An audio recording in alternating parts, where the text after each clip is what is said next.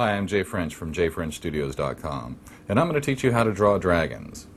Well, of course, from our starting point, it boils down to three types of dragons. You have the Asian serpentine dragon, which are long, they have no wings, short legs, mostly like a snake. You have a wyvern style, which is much like a bat, where the forelegs are the wings. But when we have our very fun, what we're going to do here today is the four-legged mythological, well, they're all mythological, four-legged and winged dragon. Think of a basic lizard shape. Your body, you can start with a rib cage, as sort of a couple of ovals. You have a rib cage, and then we have the hind quarter. You always have a long serpentine neck. Put a lot of curvature into it for drama. We're going to get some sharp angles, again, for dramatic effect. If you want some photo sources, look up some pictures of Komodo dragons and other types of lizards. We'll give you some good ideas in how to do some of the body part shapes,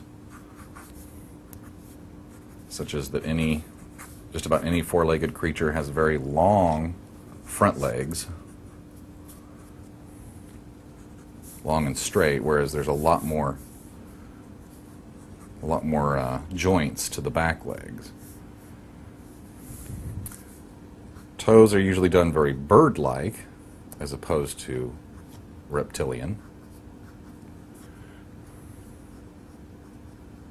Although you can go both ways. Again, if you look at the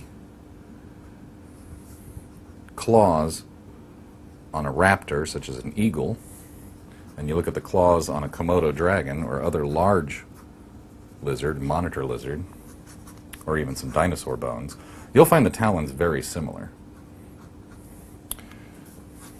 Long serpentine neck.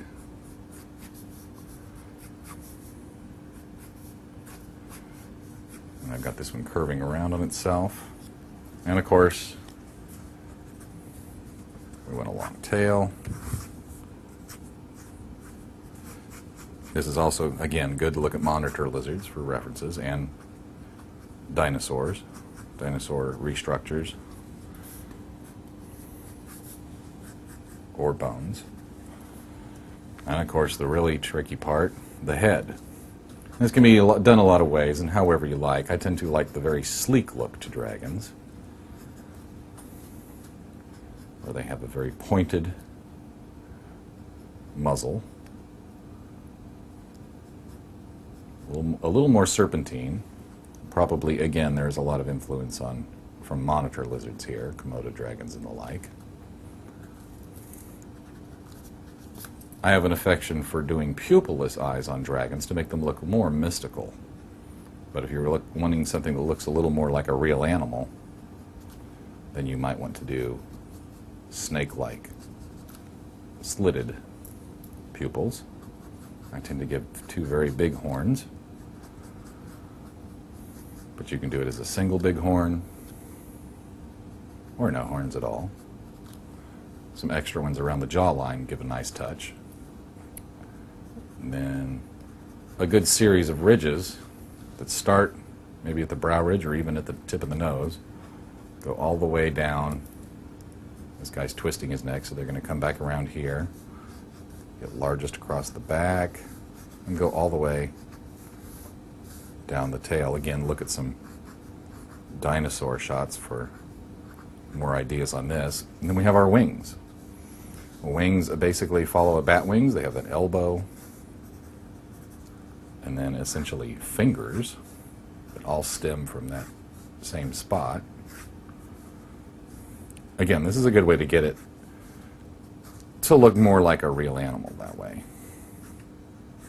You can do dragon wings just about any way you want, really, but they're depicted lots of different ways. And that's your basic lesson in how to draw a dragon.